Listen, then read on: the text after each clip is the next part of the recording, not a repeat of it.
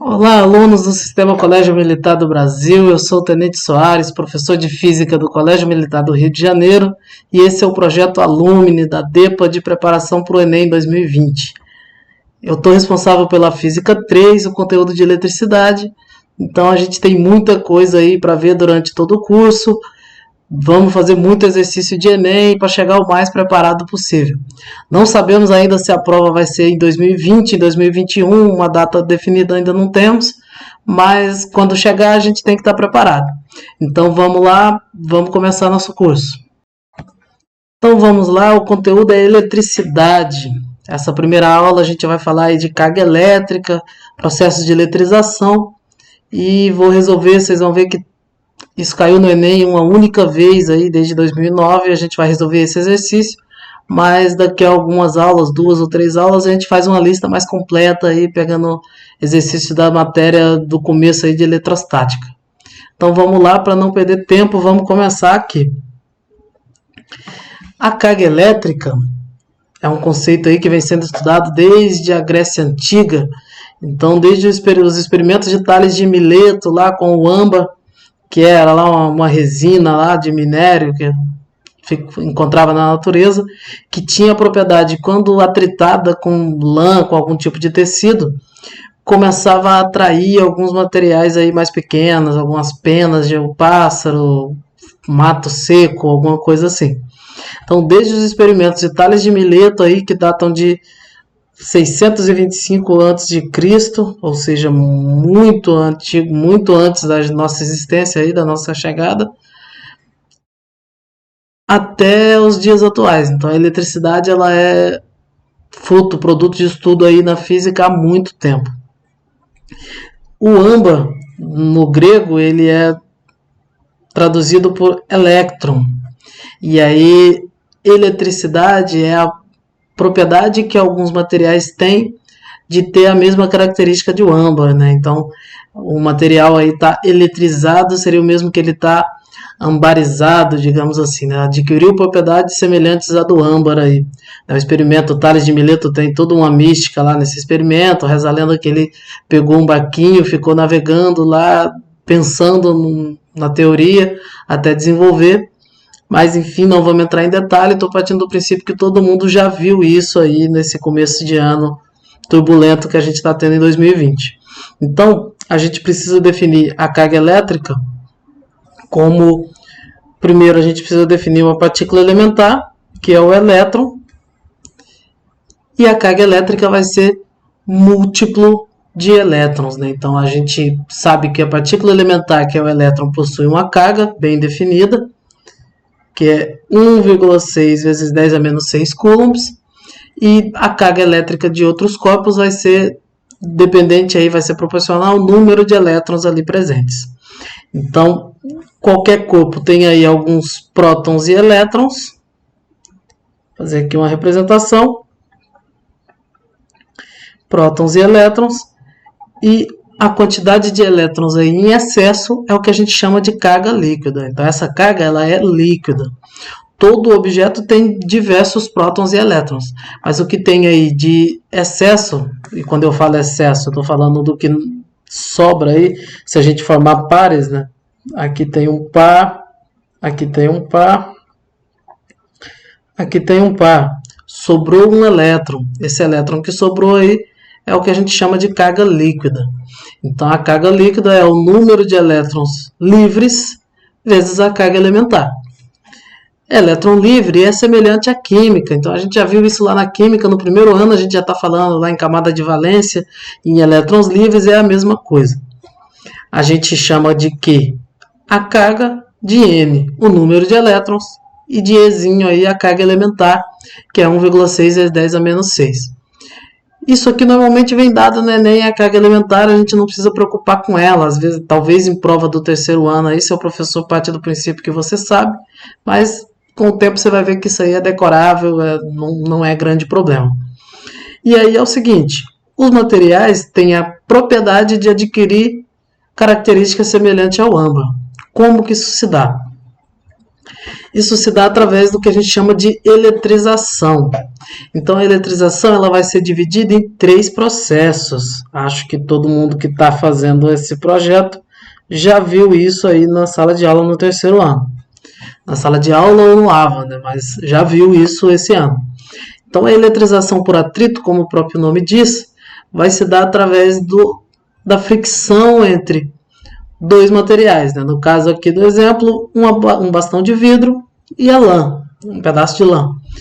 Ambos eletricamente neutros. Eletricamente neutro significa que tem o mesmo número de prótons e elétrons inicialmente, e quando é feito aí esse atrito, quando é feita essa fricção, um desses materiais arranca elétrons do outro, e aí um vai ficar com elétrons em excesso, o outro com elétrons em falta. Então a gente sabe que quando a gente tem eletrização por atrito, um dos corpos vai ficar carregado positivamente, o outro negativamente, certo?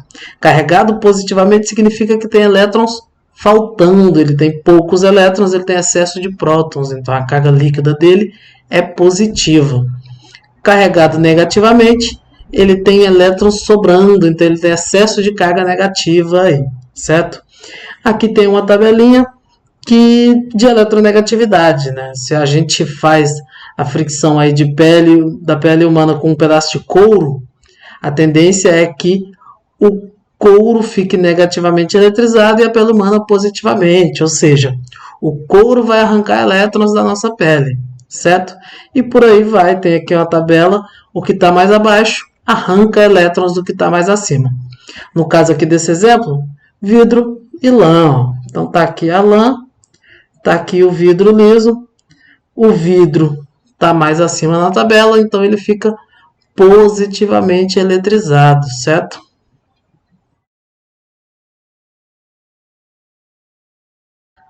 Positivamente eletrizado. Então, na eletrização por atrito, os dois corpos têm cargas opostas ao final do processo.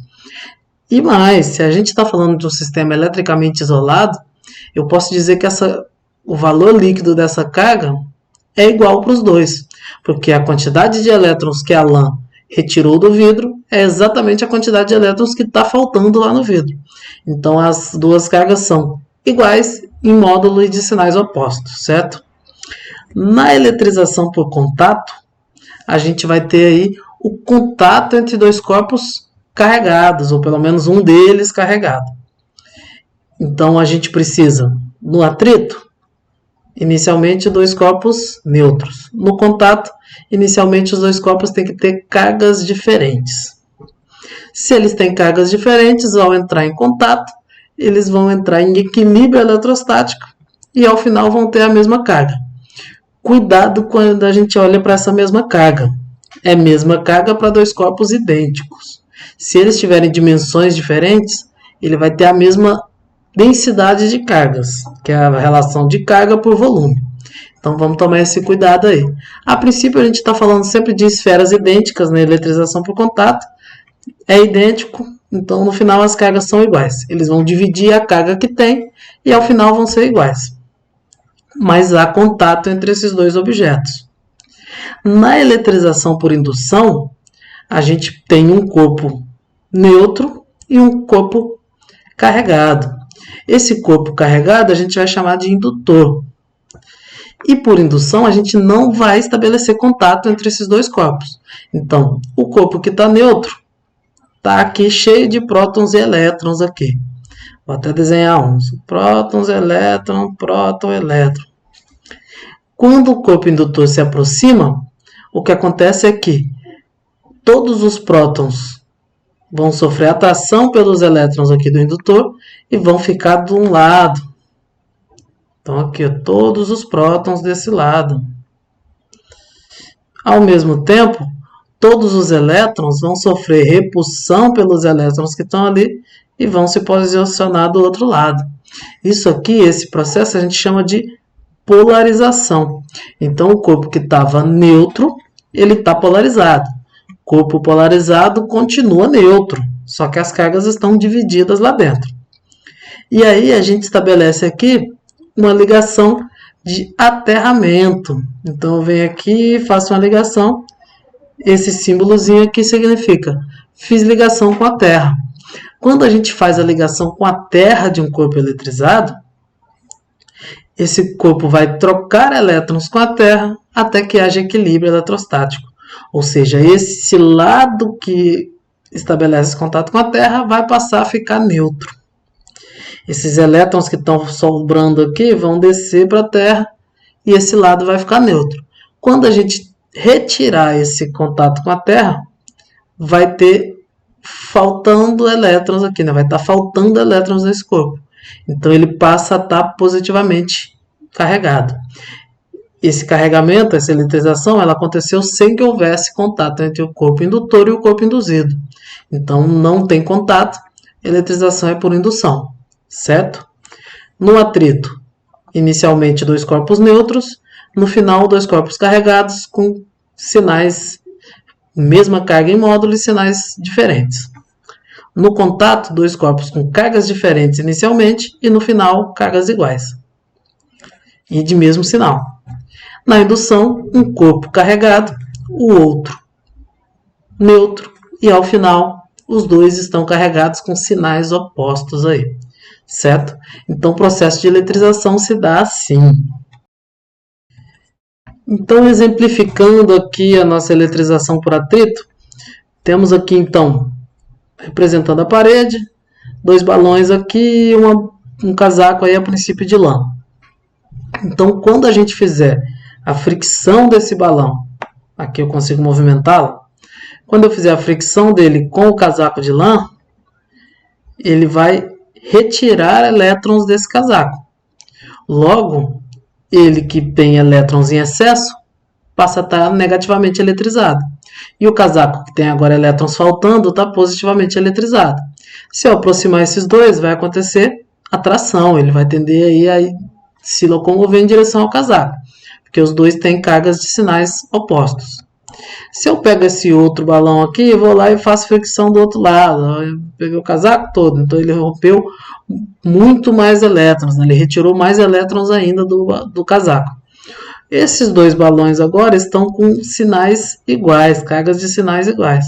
Então a tendência é que haja entre eles repulsão, mas atração com o casaco. Então esse cara está aqui, ó, ele tende a ter atração pelo casaco. Se eu pego o amarelo, tem repulsão, ele vai lá para a parede. Repulsão desse balão, porque está com sinal igual, certo? Então, a eletrização acontece sempre que a gente faz fricção. Aqui está aterrado, não tem nada. Aqui fiz fricção, arranquei elétrons. Arranquei elétrons, esse cara vai tender a estar lá. Se eu venho aqui e faço o mesmo, colou. Se eu aproximo daqui, repulsão. Tá certo? Então, na eletrização por atrito, é isso. A gente faz aí o movimento de atrito, de fricção entre as duas superfícies e o corpo arranca elétrons do outro, certo? O que recebe os elétrons passa a estar negativamente eletrizado. O que doa os elétrons passa a estar positivamente eletrizado. Aqui a gente está tratando só das cargas resultantes. Se a gente mostrar todas as cargas, todo mundo tem um monte de pares de elétrons. Então, para elétron, próton, está todo mundo aqui neutro. No momento em que eu venho aqui e faço a fricção, eu retiro só os elétrons, deixo os prótons. Então, esse casaco passou a estar positivamente eletrizado, enquanto o balão negativamente. A tendência é que haja atração. Enquanto esse aqui está neutro, está tudo bem. Mas se eu vier aqui retirar mais outros prótons, a tendência é que haja entre eles repulsão, certo? E ele vai tender aí a colar lá no casaco. Então, eletrização por atrito é isso aí. Continuando, então, a gente precisa pensar também que tem aí um princípio de conservação das cargas. Ou seja, a carga elétrica que vai ser trocada entre os corpos, ela não pode sumir do nada e nem aparecer do nada. Então, quando o balão é friccionado lá, é atritado contra o casaco de lã, ele arranca elétrons que já estavam na lã. Então, a carga que ele adquire estava na lã. Exatamente a carga que ele adquiriu foi a que a lã perdeu, que o casaco perdeu, certo? Então, quando a gente fala de eletrização por contato, é a mesma coisa. Os dois corpos têm cargas diferentes. E dentro dessa carga aí, a diferença de carga entre eles, que vai entrar em equilíbrio aí até que os dois tenham a mesma densidade de carga. Certo? Então, a soma das cargas dos corpos antes do contato é igual à soma das cargas dos dois corpos após o contato. Certo? Então, olho nisso aí. Princípio de conservação das cargas elétricas. Isso vale para todos os casos, né? A energia ela se conserva, a carga elétrica aí ela se conserva, certo? Não tem como surgir carga do nada. Então vamos lá. Em 2012 o Enem trouxe esse exercício aí e foi até hoje o único exercício que caiu dessa matéria no Enem. A gente vai fazer alguns porque não ter caído nos últimos anos não impede de não cair de novo, né? De não cair alguma vez. Então a gente vai fazer mais alguns aí nas próximas listas. Mas a princípio nessa aula vamos fazer só esse para a gente criar o hábito de resolver exercícios aí de Enem passados. Então está dizendo aí que no manual de uma máquina de lavar o usuário vê esse símbolo aí. Então esse símbolo aqui que está mostrando aí na figura que está lá na prova do Enem. Esse símbolo eu até fiz ele ali num dos exemplos ali inicialmente na aula. Esse símbolo orienta o consumidor sobre a necessidade de a máquina ser ligada a. Bom, então quando tem esse símbolo, o fabricante está te orientando que você tem que fazer uma ligação específica aí para funcionamento do seu objeto, aqui no caso de uma máquina de lavar. Então, na letra A, ele fala que é de uma rede coletora de água da chuva. Faz sentido? Não. Pode até ser que alguém preocupado com o meio ambiente queira ligar ali, usar água da chuva para lavar roupa. Mas o fabricante não está muito preocupado com isso, não vai botar isso nos avisos. Então, a gente já descarta aí, essa alternativa é um pouco absurda aí. Letra B. Um fio neutro para evitar sobrecarga elétrica. Bom, um fio neutro, se eu coloco um fio neutro, isso vai evitar sobrecarga elétrica? A princípio não, mas deixa aí em suspensão. Um fio terra para aproveitar as cargas elétricas do solo. Bom, esse símbolo aqui é de aterramento? Sim, esse símbolo é o de aterramento. Só que cuidado, né? Esse símbolo é o do fio terra, é aquele fio verde que vem ali, que sai do chuveiro elétrico, que a gente tem que ligar. Mas cuidado, um fio terra ele não serve para aproveitar as cargas elétricas do solo. É um fio terra para evitar sobrecarga elétrica. Então, essa aqui pode te induzir ao erro. Só por estar escrito fio terra, você leu fio terra, tá ali um fio terra, pronto. Não, né? É um fio terra para evitar a sobrecarga elétrica. Então vai ser essa letra D aqui. Uma rede de coleta de esgoto doméstico? Não, precisa ligar a máquina na rede de coleta? Sim, mas isso está lá no manual de instruções, não está nesse aviso. Esse sinalzinho aqui não vem para isso. Então aqui outra alternativa absurda aí. Essa aqui também não é. Vai ser letra D. Então, sempre que tiver esse símbolozinho, ele indica aterramento. No caso aqui no Brasil, a gente tem agora as tomadas de 3 pinos aí, que faz a gente ficar correndo atrás de adaptadores o tempo todo. Essa tomada de 3 pinos, que virou agora o novo padrão, é exatamente para que um dos pinos seja o de aterramento. Então a gente tem aí 3 pinos e um deles é o aterramento, para evitar sobrecarga elétrica sempre. Então, dentre outros detalhes técnicos, é um dos motivos aí para ter ele, esse pino. Então, esse exercício é um exercício de Enem, do Enem de 2012, e de eletrização e processo de eletrização foi o único que veio até hoje. Então, pode ser que venha como uma novidade, a gente nunca sabe, mas a princípio não é a matéria que mais é cobrada no Enem, certo? Então, finalizando aí a nossa primeira aula, lembrando que é só a primeira, a gente vai passar aí pelo conteúdo todo. Lá no AVA tem um cronograma, a gente vai seguir ele. Então, observa esse cronograma, juntamente com essa aula aí, nos próximos dias eu vou colocar também uma lista de exercícios A gente vai ter as próximas aulas de carga elétrica, de campo elétrico, força elétrica e potencial. E aí já começa a ser o exercício mais cobrado no Enem, e a gente já começa a fazer mais exercícios das edições passadas. Eu vou focar no Enem, mas não vou fazer só exercício de lá, para a gente ter aí uma visão mais ampla do conteúdo também, para de repente se cair alguma coisa diferente, a gente está preparado. Então vamos lá, o projeto Alumni vai até o final, vai até a véspera da prova, na verdade até o dia seguinte, porque a gente ainda vai corrigir a prova. Tem muita matéria para estudar e tem mais a matéria do terceiro ano, então vamos lá, foco, bons estudos a todo mundo, tchau, tchau.